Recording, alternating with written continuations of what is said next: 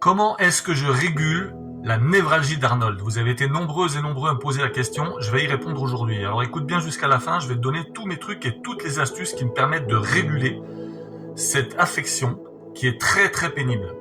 Qu'est-ce que c'est que la névralgie d'Arnold? Déjà, il faut savoir ce que c'est.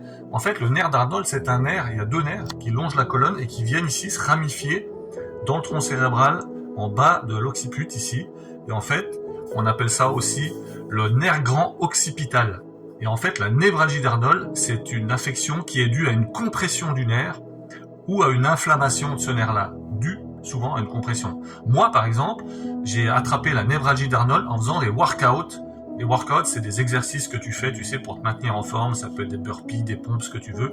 Et un jour, je faisais des pompes comme un cinglé sur le sol, comme ça. Et en forçant, j'ai tourné la tête, j'ai entendu un grand crack. Et ça m'a fait une douleur incroyable. Et j'ai cru que je faisais un AVC sur le coup. C'est juste pour te donner une idée. Et après, ça a engendré vraiment une problématique extrêmement pénible et extrêmement difficile à vivre et apparemment impossible à réguler. Alors comme toujours, chaque fois que je suis pris d'une affection de quelque chose, je fais mes propres recherches, je fais mes propres tests et j'arrive toujours sans aucune médication à trouver une solution. C'est pour ça que je fais aussi toutes ces vidéos et je vais te donner ces solutions-là. Ce qui est important de comprendre, c'est tous les symptômes qui sont générés, que ce soit à gauche ou à droite. Ils vont générer moi ça me faisait des énormes flashs derrière les yeux, en fait, des douleurs comme ça, comme des éclairs dans les yeux, une espèce de paralysie de la nuque, et plus grave encore, ça a entraîné, en tout cas chez moi, ça a entraîné vraiment un dysfonctionnement émotionnel extrêmement puissant, extrêmement grave, et en plus ça m'est arrivé dans une période de séparation, où j'étais donc émotionnellement très down, très instable, très affligé, et je suis rentré dans une problématique, une systémique de noirceur incroyable. Et j'ai cru que j'allais me plomber. Mais vraiment, moi j'ai déjà eu la maladie de Lyme au dernier stade, etc. Si tu me suis, tu sais un peu mon parcours de vie. Et j'avais cru vivre le pire. Mais avec ça, ça a été vraiment quelque chose d'horrible.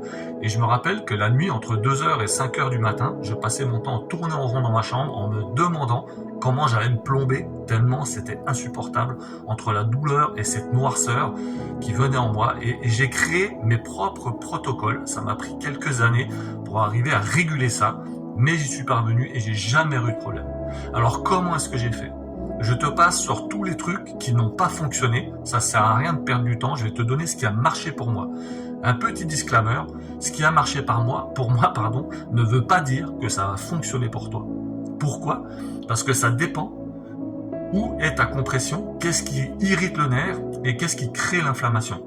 Chaque cas est un cas spécifique et chaque chose est indépendante les unes des autres. Donc moi je donne juste mes trucs, ça peut fonctionner, mais ça ne veut pas dire que ça fonctionnera pour toi.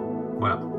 Donc ça ne veut pas dire qu'il ne faut pas avoir de médecin ni rien. Moi j'ai un mode de fonctionnement qui m'est propre et j'incite pas forcément les gens à faire comme moi, mais je partage mes trucs et astuces.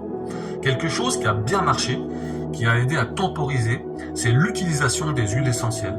Pour désinflammer, j'ai énormément utilisé les huiles essentielles en automassage, notamment la Gualtérie couchée et l'huile essentielle d'eucalyptus citronné que tu mélanges avec une huile végétale. Ça peut être n'importe quoi, même de l'huile d'olive si tu veux, parce que c'est quelque chose de très fort, les huiles essentielles, donc il faut faire attention, ça peut brûler la peau au niveau cutané. Et moi, je m'en mettais régulièrement et je me massais à l'inverse du côté où j'étais. C'est-à-dire que quand j'en mettais là, sur mon côté gauche, je prenais ma main droite, je me massais et je tirais en même temps vers moi, comme ça, en tordant le cou, et pareil de l'autre côté, et en tordant le cou de l'autre côté. Et j'ai remarqué qu'en ayant des mouvements rotatifs, je tenais ma tête aussi, et je forçais par exemple, en appuyant avec mes mains derrière le cou comme ça, enfin derrière le crâne, je force en poussant en arrière, et je le faisais en tournant la tête pour voir ce que ça allait faire dans un sens ou dans l'autre, et après je faisais la même chose en avant, donc j'appuie là avec mes mains, et je pousse avec ma tête en avant, alors que je pousse en arrière avec mes mains. Et le fait de forcer comme ça, ça m'a aidé à le remettre en place. Plusieurs fois, j'ai testé de refaire des pompes, pour voir si la manière dont j'avais créé la névralgie d'Arnold était quelque chose qui pouvait revenir. Et c'est revenu. Et comme un con, j'ai fait la même chose, et paf, ça m'a fait le même truc, et ça a été horrible. Donc après j'ai compris, je me suis dit, il faut arrêter, et en réfléchissant, je me suis dit, dans l'entretien musculaire et au niveau des os, je vais trouver d'autres moyens. Donc j'ai commencé à utiliser des haltères et à essayer de faire des moyens d'écartement. C'est-à-dire qu'au lieu de forcer comme ça, je faisais des moyens d'écartement comme ça, en imaginant ce que ça pouvait faire au niveau de mes cervicales. Et ça a fonctionné. C'est-à-dire que le fait d'écarter les bras comme ça, au lieu de pincer le nerf, ça le décompressait. Et après, j'ai fait des pompes, mais inclinées. Au lieu d'avoir fait comme ça à générer la névralgie, c'est-à-dire en étant horizontal, j'ai compris que pour débloquer aussi, en redressant ma stature, en utilisant un banc, une chaise, un tabouret, quelque chose, le fait de faire des pompes de cette manière-là, ça allait impacter différemment mes cervicales. Donc, tous les matins, j'ai un protocole que je fais, où je fais un certain nombre de mouvements, dont des pompes, sur un tabouret, pour entretenir ma forme physique, etc. Mon cardio, ça fait toujours du bien, mais aussi pour désengorger et désirriter le nerf. D'accord? Donc ça, c'est très important. Quelque chose qui peut jouer aussi, on parle d'inflammation, d'irritation. Donc tout ce qui est pro-inflammatoire au niveau nourriture et au niveau boisson ont aussi leur impact. Donc il faut faire très attention aussi à ce que tu manges, à la manière dont tu te tiens ta stature. Moi je me rappelle que par exemple, à un moment donné, j'avais tendance à regarder des films en vautrant sur le canapé, en étant vautré, en mettant la tête en arrière comme ça me mettait la nuque comme ça, et après j'étais hyper engourdi.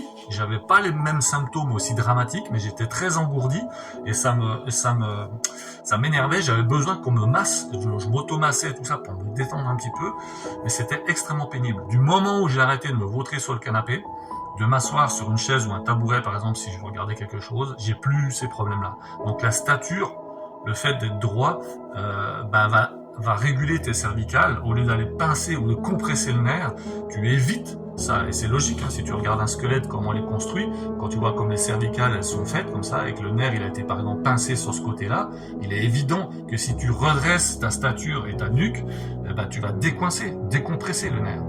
Donc c'est un tas de petites choses, d'astuces comme ça qu'il faut comprendre et mettre en place au quotidien.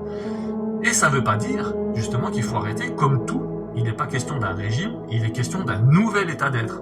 Ça veut dire quoi? Ça veut dire qu'à chaque fois, dans le cadre de cette pathologie par exemple, je fais ça tout le temps. Et si jamais j'ai un problème ou autre, je vérifie immédiatement si j'ai changé quelque chose dans mon hygiène de vie, dans ma manière d'être, dans ma stature, dans le sport que je fais, dans la manière dont je réagis. Au niveau émotionnel, c'est la même chose. L'impact émotionnel que ça a eu sur moi était énorme. Ça m'a appris, ça m'a donné une énorme leçon, et depuis ça m'a appris à réguler mes émotions, à les contrôler, au lieu d'être contrôlé par mes émotions. C'est aussi le sujet de beaucoup de mes vidéos, j'y reviendrai dessus, je vais t'expliquer beaucoup de choses là-dessus. Mais voilà, donc c'est vraiment un état d'être, un nouvel état d'être, une nouvelle identité que je crée à travers qui je suis aujourd'hui, les pathologies que j'ai pu avoir et que j'ai réussi à réguler et à juguler à travers une nouvelle attitude. Et dis-toi bien une chose, si tu reprends ta vie d'avant et que tu refais les mêmes choses, c'est la même chose que les gens qui font un régime sur 6 mois et qui recommencent à manger la même chose que 6 mois avant d'avoir fait le régime. Ils récupèrent leur vie d'avant. Dans la névralgie d'Arnold, c'est exactement la même chose comme dans toute autre pathologie ou dans tout état d'être. Quand tu changes ton état d'être, si tu reviens en arrière, que ce soit nourriture ou n'importe quoi, tu récupères ta vie d'avant et les problèmes que tu avais à ce moment-là. Voilà, j'espère que cette petite vidéo avec ces petits trucs et astuces qui ont fonctionné pour moi vont t'aider à améliorer ton quotidien. Et si tu le veux, si ça t'intéresse, si ça t'a parlé, dis-le moi dans les commentaires. Et tu peux aussi me demander, moi c'est parce que vous me faites des commentaires que je fais les vidéos aussi, et je te remercie vraiment de ça, parce que merci de me suivre, merci de commenter, de liker, de partager, et grâce à ces commentaires, ça me permet d'amener des choses, parce que les gens me disent mais comment t'as fait ci, comment t'as fait ça, et c'est pour ça que je fais ces vidéos là. Et je pourrais t'expliquer quelque chose de différent aussi, si ça t'intéresse, où j'ai créé un protocole de visualisation de quelque chose dont j'utilise aujourd'hui, y compris dans l'accompagnement d'enfants, parce que c'est extrêmement simple, mais ça m'a permis de réguler pour tout ce qui est par exemple état dépressif, état émotionnel vraiment puissant. J'ai créé quelque chose d'extrêmement simple, c'est même très très con, et je te le livrerai dans une vidéo si tu commentes et que tu me dis que tu veux le savoir. Alors je fais une petite vidéo, ça sera moins long que celle-là parce que c'est vraiment très simple. On se retrouve bientôt pour de nouvelles aventures, de nouvelles astuces. Merci de me suivre.